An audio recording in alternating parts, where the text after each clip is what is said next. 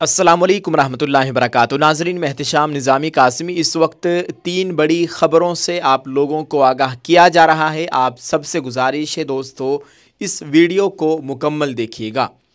नाज़रीन, एक ख़बर है दारुल उलूम देवबंद से और एक ख़बर आज मुसलमानों की मुक़द्दस कुरान शरीफ और दीगर मज़हब की मुक़द्दस किताबों के ताल्लुक़ से पंजाब में एक नया कानून बनाया गया है। एक ख़बर है बैरिस्टर असदुद्दीन ओवैसी साहब के ताल्लुक़ से। आप सबसे गुजारिश है इस वीडियो को मुकम्मल देखें और सभी लोगों के साथ इसको शेयर करने की कोशिश करें। नाज़रीन, आज की पहली बड़ी ख़बर आपके साथ शेयर करते हैं। आपको बताते चले, तमाम अहबाब, अहले मदारिस और तमाम अइम्माए मसाजिद से मुअद्दिबाना गुजारिश है कि बुज़ुर्ग आलिम दीन दारुल उलूम देवबंद के साबिक़ सदर मुफ्ती दारुल इफ्ता शेख तरीक़त हज़रत अक़दस मौलाना मुफ्ती हबीबुर्रहमान साहब खैराबादी दामत बरकातुहुमुल आलिया, खलीफ़ा मजाज शेखुल हदीस हज़रत मौलाना मोहम्मद ज़करिया रहमतुल्लाह अलैह इन दिनों सख्त अलील हैं। हज़रत को सांस लेने में शदीद दुश्वारी का सामना है।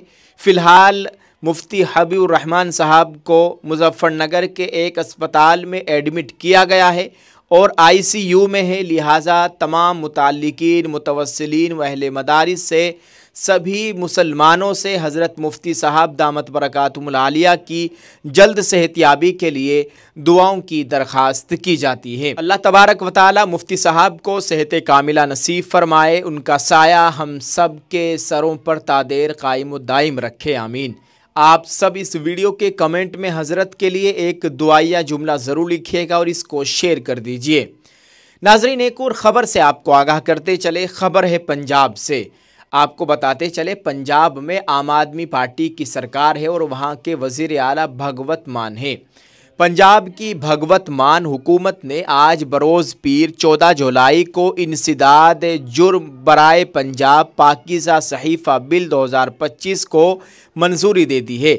इस बिल के मुताबिक कुरान पाक, श्री गुरु ग्रंथ साहिब, भगवत गीता, बाइबल और दीगर मुक़द्दस किताबों की बेअदबी के वाक़यात में बिलवास्ता या बिला वास्ता तौर पर शामिल किसी भी शख्स को बख्शा नहीं जाएगा। साथ ही कसूरवारों को उम्र कैद तक की सज़ा भी हो सकती है। यानी अब अगर कोई पंजाब में मजहबी मुक़द्दस किताबों की तौहीन करता है तो उसको उम्र कैद तक की सज़ा होगी और उसके ख़िलाफ़ सख्त कानूनी कार्रवाई की जाएगी। आपको ये भी बताएं कि इस बिल के मुतालिक वज़ीर आला भगवत मान ने कहा कि आज चंडीगढ़ में पंजाब काबीना की अहम मीटिंग बुलाई गई, जिसमें तमाम मजहबी किताबों की बेअदबी के मामलों में सख्त सज़ा को यकीनी बनाने के लिए इंसिदाद जुर्म बराए पंजाब पाकीज़ा सहीफ़ा बिल 2025 को मंजूरी दे दी गई है। पंजाब के वज़ीर आला ने कहा कि इस कानून के निफाज से रियासत में फ़िरक़ावाराना हम आहंगी, अमन व शांति और भाईचारे के एहसास को मज़ीद तक़वियत मिलेगी। हमारे लिए मजहबी किताबों का एहतराम सबसे ज़रूरी है। वाज़ेह हो कि वज़ीर आला भगवत मान ने पहले ही कहा था कि रियासती हुकूमत मुजव्वज़ा कानून के लिए तमाम फ़रीक़ैन और मजहबी इदारों की राय लेगी। वाज़ेह हो कि पंजाब में एक अरसे से बेअदबी कानून का मुतालबा किया जा रहा है। बेअदबी के मुकदमात में खुसूसी अदालतें कायम की जा सकती है। इसके अलावा कसूरवारों को पैरोल नहीं दिया जाएगा। वज़ीर आला के दफ्तर के तर्जमान ने यह भी कहा कि माजी में मुक़द्दस श्री गुरु ग्रंथ साहिब और दीगर मुक़द्दस किताबों की बेहुरमती के वाक़यात ने लोगों के दिलों को बहुत ज़्यादा गहरी ठेस पहुँचाई है और माशरे में बेचैनी की कैफियत भी पैदा कर दी थी। नाज़रीन, आप इस ख़बर के ताल्लुक़ से क्या कहेंगे? इस वीडियो के कमेंट में अपनी राय ज़रूर पेश करें और इस ख़बर को दूसरे लोगों तक पहुंचाने की कोशिश करें। ये जो कानून पंजाब में बनाया गया है, ये कानून पूरे मुल्क में होना चाहिए और सख्ती से इसके ऊपर अमल किया जाना चाहिए। नाज़रीन, एक और ख़बर से आप लोगों को आगाह करते चले। ऑल इंडिया मजलिस इत्तेहादुल मुस्लिमीन के सरबराह और हैदराबाद से रुकन पार्लियामेंट बैरिस्टर असदुद्दीन ओवैसी ने आज पीर के रोज़ आइंदा बिहार असेंबली इंतखाबात के लिए इंडिया इत्तेहाद में शामिल होने से इनकार करते हुए कहा कि एक तरफा प्यार काम नहीं करेगा। इसके बजाय ओवैसी की पार्टी मुमकिना तौर पर तीसरा मोर्चा बनाने समेत ऑप्शंस पर गौर कर रही है। ये पेशरफ्त ओवैसी की पार्टी के कहने के बाद सामने आई है कि ऑल इंडिया मजलिस इत्तेहादुल मुस्लिमीन ने आरजेडी सरबराह लालू यादव की क़ियादत में अजीम इत्तेहाद में शामिल होने की तजवीज़ भेजी थी, लेकिन उसे ठंडा जवाब मिला। हम पर लगाए गए इल्ज़ामात झूठ पर मबनी थे। ओवैसी ने कहा कि एक तरफा प्यार नहीं होने वाला। बिहार के लोगों को समझना चाहिए कि हम पर लगाए गए इल्ज़ामात झूठ पर मबनी थे और वो इसलिए लगाए गए थे क्योंकि वो नहीं चाहते कि गरीबों और मजलूमों का लीडर उनकी सियासी क़ियादत करे। ओवैसी ने इंडिया इत्तेहाद में शामिल होने से हिचकिचाहट का इजहार करते हुए और अपने माजी के तजर्बात और अपनी पार्टी के खिलाफ इल्ज़ामात को अपने फैसले की वजह बताया। ऑल इंडिया मजलिस इत्तेहादुल मुस्लिमीन बिहार के सदर अख्तरुल ईमान ने तीसरा मोर्चा बनाने का मशवरा दिया है, जिसे ओवैसी एक काबिल अमल ऑप्शन के तौर पर देख रहे हैं।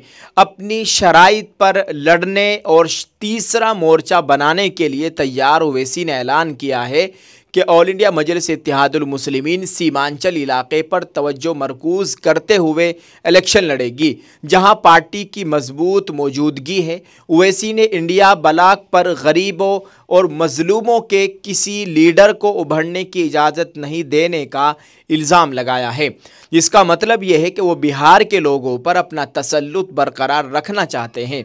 वो सिर्फ ये चाहते हैं कि आप उनके ग़ुलाम रहें, सर झुकाकर उनके पीछे चले। ओवैसी ने कहा कि मजलिस इत्तेहादुल मुस्लिमीन आने वाले इंतखाबात अपनी शराइत पर लड़ने और तीसरा मोर्चा बनाने के लिए तैयार है। हम अपने इंतखाबात अच्छी तरह लड़ेंगे। हमारे सदर अख्तरुल ईमान ने कहा है कि हमें तीसरा मोर्चा बनाने की कोशिश करनी चाहिए।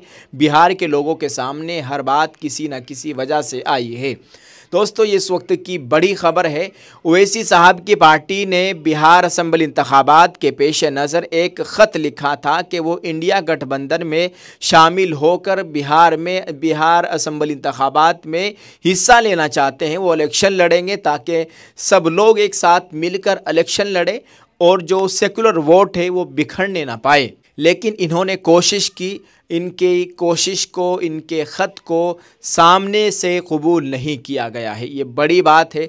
अब ओवैसी की पार्टी इलेक्शन लड़ेगी। कल अगर कोई इस इलेक्शन में हारता है या इंडिया ब्लॉक के विधायक हारते हैं तो फिर इल्ज़ाम नहीं दिया जाएगा कि ओवैसी की पार्टी की वजह से हम लोग सरकार में नहीं आए या हमारी पार्टी हार गई है।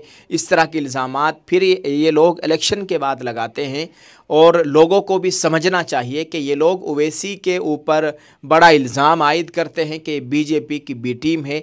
अब ख़ुद इन्होंने ही शुरुआत की थी इंडिया इत्तेहाद में शामिल होने के लिए, लेकिन बदकिस्मती से इन लोगों ने इसको कबूल नहीं किया।